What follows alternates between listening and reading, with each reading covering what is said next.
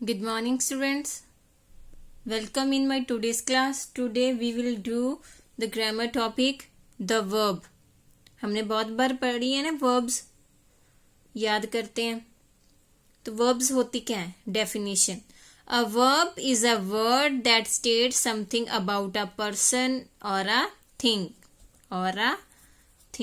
कहता है verb क्या है? एक word है जो बताता है.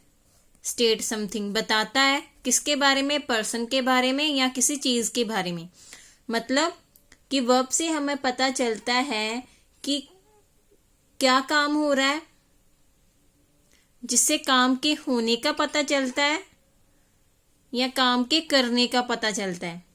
जैसे हमें वर्ब से ही पता चल जाता है ना कि काम जो है प्रेजेंट में किया गया था, पास्ट में किया गया था या फ्यूचर में किया गया था. Look at the example. Rama loves. Rama Rama हंसता है. कैसे पता चला कि ये हंसता है? प्रेजेंट में है. देखो फर्स्ट फॉर्म के साथ एस और एस, दिस मीन कि ये प्रेजेंट में हुआ है काम. Boys run fast. लड़के तेज दौड़ते हैं, ये भी पास्ट प्रेजेंट में हुआ है. अगर यहाँ लिखा होता Rama लाव्ड, second form, this mean कि वो पास्ट में काम हुआ. विल लाव मतलब फ्यूचर में होगा. ठीक है बेटा. वर्ब्स जिससे किसी के काम के होने का पता चलता है, जो किसी पर्सन या थिंग के बारे में हमें बताता है, स्टेट करता है. आगे देखो, हमने देखा है कि हमारे कोई भी सेंटेंस है या टेंस है, उसमें दो वर्ब्स आती हैं. एक तो हेल्पिंग वर्ब होती है, एक मेन वर्ब होती है. अगर तो सेंटेंस में एक ही वर्ब है तो वो मेन वर्ब भी आएगी. अगर दो हैं, जैसे is, am, are, was, were, has, have, ये आपकी हेल्पिंग वर्ब आएंगी. H V means helping verb. जो दूसरी वर्ब्स होती हैं वो आपकी मेन वर्ब आएगी. ठीक है. जिसमें जैसे she is painting a picture, इसमें दो वर्ब है, एक इज और एक पेंट. ठीक है. तो ये is, am, are, was, were, has, have आपकी हेल्पिंग वर्ब होगी और जो दूसरी वर्ब आएगी वो मेन वर्ब होगी. ठीक है. इसमें जैसे Mohan has painted a picture, has helping verb हो जाएगी, पेंटेड मेन वर्ब है. She is a good girl. अब इसमें बताओ कितनी वर्ब है? एक ही वर्ब है.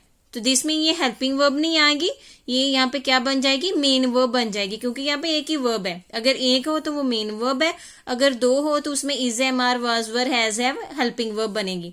She was a nice boy, एक ही है तो वो मेन वर्ब बनेगी. ठीक है बेटा. ये तो हमारा वर्ब का टॉपिक है.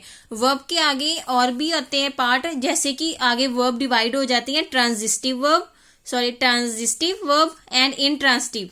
Transitive and intransitive. अब ये ध्यान से आपने देखना है कि ट्रांजिटिव वर्ब क्या होंगी और इंट्रांजिटिव वर्ब क्या होंगी. ठीक है. सबसे पहले स्टार्ट करते हैं transitive. Transitive verb is a verb that requires an object to receive the action. जो भी आपको टेंस है, अगर उसमें ऑब्जेक्ट है तो वो क्या है? हमारी ट्रांजिटिव. कोई भी एक्शन को प्राप्त करने के लिए उसके लिए क्या होना जरूरी? ऑब्जेक्ट होता है. जिसके साथ ऑब्जेक्ट आएगा वो हमारी ट्रांजिटिव वर्ब होगी. ठीक है. जैसे एग्जांपल देखो, आपको ज्यादा क्लियर हो जाएगा. Please bring. देखो ये क्या है? प्लीज ब्रिंग, कृपा करके दो. क्या दो? ऑब्जेक्ट नहीं है ना इसमें, तो क्लियर नहीं है. तो ये सेंटेंस कैसे बनेगा? Please bring me a glass of water. ठीक है. देखो ब्रिंग क्या बन गई यहाँ पे? Transitive verb. क्यों बनी? क्योंकि यहाँ पे ऑब्जेक्ट है. ग्लास ऑफ वाटर क्या है? ऑब्जेक्ट है. ठीक है. जिनके साथ ऑब्जेक्ट आए वो ट्रांजिटिव वर्ब होती हैं. जैसे सेकंड एग्जांपल देखो, शी मेड व्हाट. क्या बनाया उसने?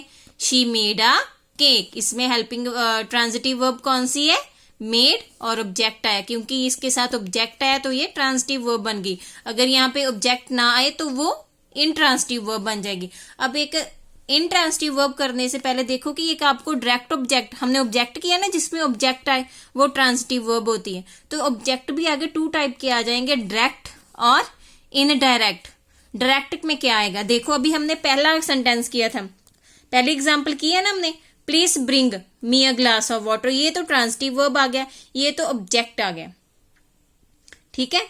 ये कौन सा ऑब्जेक्ट आएगा? देखो बेटा, जो ऑब्जेक्ट के पहले होगा वो हमारा इंट्रांसिटिव वर्ब इनडायरेक्ट ऑब्जेक्ट बन जाता है, इनडायरेक्ट ऑब्जेक्ट। और जो लास्ट वाला होता है वो हमारा ऑब्जेक्ट वर्ब होता है। आपने याद रखना है, एक तो मेन ऑब्जेक्ट डायरेक्ट ऑब्जेक्ट आ जाएगा, जो डायरेक्ट ऑब्जेक्ट के पहले और वर्ब के बाद में, जैसे मी, आस, ठीक है, ये वाले आएंगे तो वो होंगे आपके इनडायरेक्ट ऑब्जेक्ट।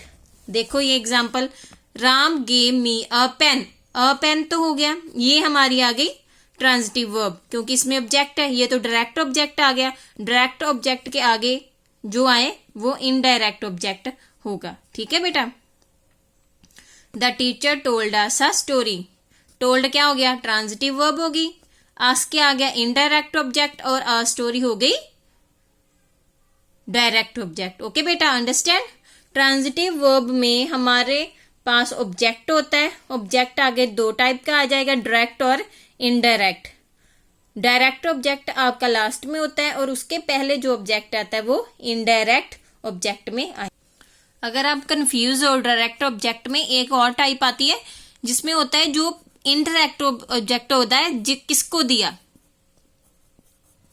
किसको दिया, तो इनडायरेक्ट होता है क्या दिया। ठीक है, अगर कंफ्यूजन हो, किसको दिया, क्या दिया, किसको दिया होता है इनडायरेक्ट ऑब्जेक्ट, क्या दिया में आता है direct object. Indirect object mainly direct object के पहले आता है। ये आपने दो पार्ट है, याद रखना, इजी है। ओके, नेक्स्ट आ गया हमारा इनट्रांजिटिव वर्ब। हमने ट्रांजिटिव वर्ब में पढ़ा जिसके साथ ऑब्जेक्ट होता है वो ट्रांजिटिव वर्ब आए, और यहाँ पे क्या हो गया, जिसके साथ ऑब्जेक्ट की जरूरत ना हो, उसके बगैर ही उसका मीनिंग क्लियर हो जाए, वो इनट्रांजिटिव वर्ब में आता है। The verb used without an object is called an intransitive verb. He is laughing, वो हंस रहा है और किसी ऑब्जेक्ट की जरूरत नहीं है। Silence is golden, Mohan seems happy, keep quiet, run fast. ठीक है, ये हमारे इनट्रांजिटिव वर्ब में आएंगे जहां पे हमें ऑब्जेक्ट की जरूरत नहीं है।